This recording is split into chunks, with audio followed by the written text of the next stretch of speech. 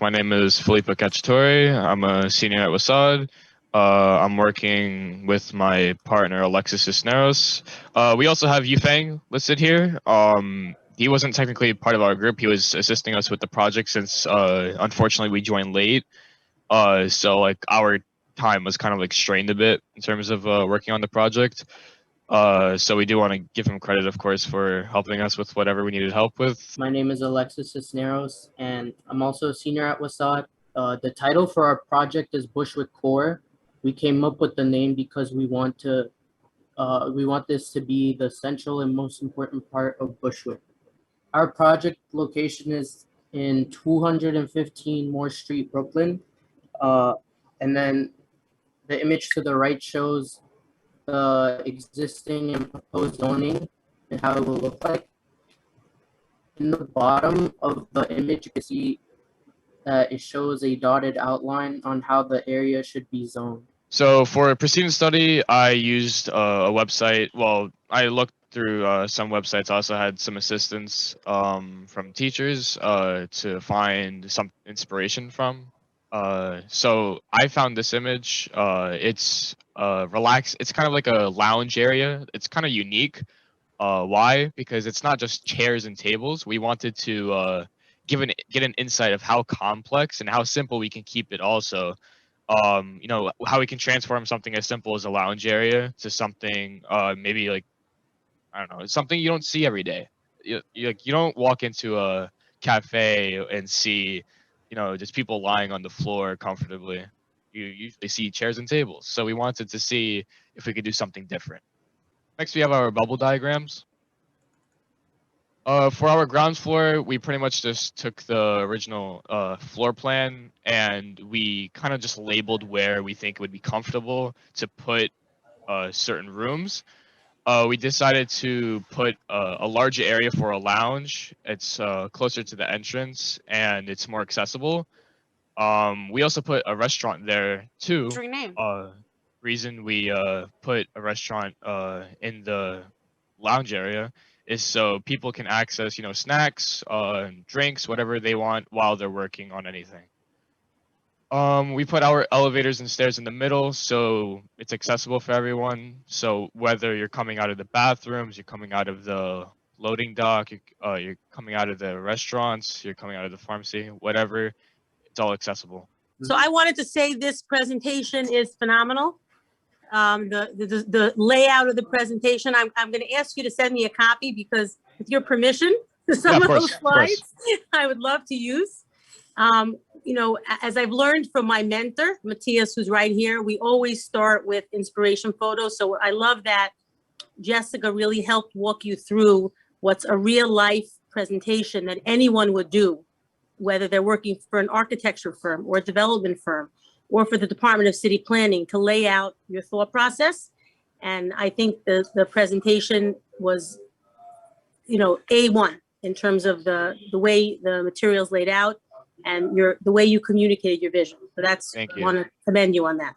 Yeah, Jessica's help was definitely, it was a lot. It was good. It helped me put together the presentation better because it was kind of sloppy before. And with her feedback, I was able to put it together more and make a more stable and presentable presentation. Yeah, no, super awesome. I think the ambition to make this the Bushwick Core, I think it's fantastic because when you bring a new program, right, you also have to create a reason why the neighborhood should accept something new coming into the neighborhood. And when you have interesting new activities, opportunities, and for people to come together with, then you can make sure that it becomes embraced and really is an added value and not just something that arrives and people might gonna reject. And what is so interesting at this time in the world of real estate is that everything is being reinvented because of the pandemic and also a lot of other changes in the world. And when I combine now your image of the informal kind of landscape and the different programs, then I see a great future for that place because it has incredible kind of flexibility built in, but also kind of an environment where people can find their place where they might gonna work, socialize, or go shopping, and everything combined.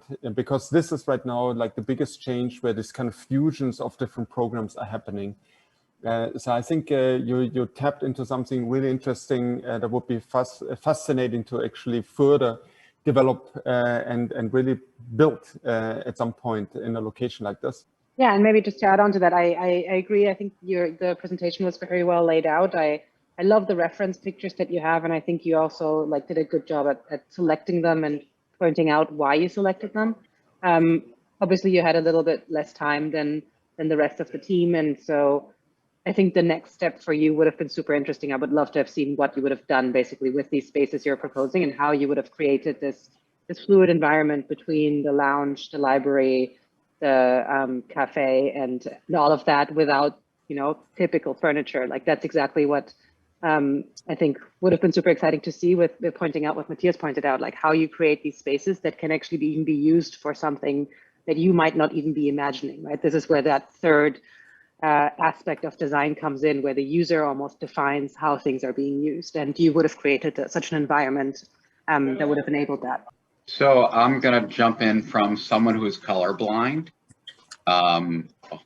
although I can often see colors, but I can't pass the test. An added clue that I think would make it more universal would be, in addition to the colors, if you place a number into space in terms of the heat plan, so that, and within the boxes, so that there's no guesswork where colors are close together. So just something to think about in terms of presentation. What probably was not clear is what gave you the sense of how big to make a box. So I don't know what was there to help you understand how big a shape should be. So I don't know what went into the research on that. Were you given a set size, or was this something you kind of had to figure out yourself in terms of, say, what's an appropriate area for vertical circulation? So it'd be interesting to learn the thought process that decided upon the shapes. So yeah, that's actually great feedback. I didn't think of the sense of, you know, someone viewing it could be colorblind, so I appreciate that feedback. So I was thinking of potentially, you know, in the future, if for these kinds of presentations for bubble diagrams, to do symbols. So maybe find icons for a restaurant or a chair, something to symbolize the lounge area or restaurant or clothing store. So that's definitely something for me to think about. In terms of figuring out how big we want to do the bubbles, that was kind of just, we're kind of figuring out how logically it should be certain sides. You know, a lounge area shouldn't be like too big all the time, and it should match the areas it's around. Well, the places it's around. It should match kind of the sides, so it's not too big. It's not taking up too much space. It just makes sense, because let's say I have the lounge area on the first floor, and it's similar sides to the bookstore, and it's similar sides to the restaurant. And so the reason we did this is because there's a little bit of a hangout area in both the bookstore and the cafe. So it's I felt necessary to, you know, not make the lounge area too big, since there's already enough room for people to lounge. Yeah, and maybe just to add on to that, also just for I guess lay out the baseline for the project. So the students were given the building actually by us, so the design of the building, as well as the ground and second floor plan, which was though scrubbed of any rooms and designs. So there was not a reference given of how big these spaces should be. That was left to the students. They received the core, which would lead to the offices above. So the task was to program, layout, and design these first two floors, the ground floor and the second floor, as places where the tenants of the offices above and the neighbors from the surrounding area could come together. And I actually have a question for both Alexis and Filippo, and that is, you mentioned that you were thinking about the community in terms of the uses in there. So tell us a little bit more about what were those uses, what did you hear, or what did you interpret And what did you include as a result of that? In terms of the sense of community, I felt like something like this, like Bushwick Core. A core, to me, especially if you put it in the name of a building, sounds like something for people to come together to. It's like an area that is welcoming to everyone. So that's why we have lounge areas, we have cafes, we have bookstores, we have clothing stores. It's something anyone and everyone can go to, do it, whether it's shopping or just chill with friends. It's for everyone. There's no, it's a good sense of community. I think would be interesting, right? If some of the programs are not connected to commerce, and I thought that was so interesting about your space, right? That was a liberated space from furniture, and you could just hang out wherever you want to and do whatever you want to.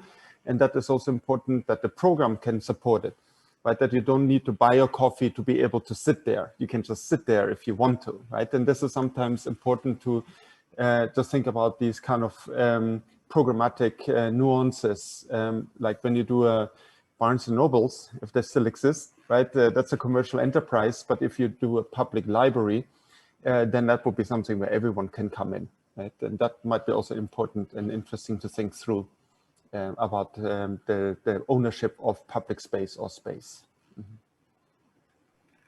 And if I may add to just the lounge area, right? It sounds like, and Matthias seems to be suggesting this as well. It's almost like it could be operated as a, without the pressure, if you will, right? To purchase something, to buy something, but then you also need someone to manage it, to operate it, to clean it, to keep it in order. And I wonder if you had any, as you were preparing this, if you had any thoughts about that. Yeah, so we didn't have any like actual intention to like make a requirement to sit in like the lounge area. It's supposed to be something everyone can go to. I don't really see a reason, for people to go there and then someone's like, oh, no, you didn't buy a coffee, get out of here. We don't want to do something like that. Obviously, it's welcoming to everyone. And that's why there's a coffee shop. That's why there's a bookstore. There's purposes.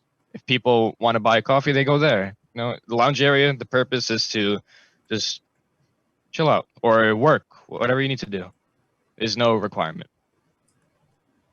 Adding on to that, we just really want it to be accessible for everyone. This way, like, no matter like your circumstances, it's a place where you could go to make sure like everything's all right, and you're like there, you could hang out, meet someone, like,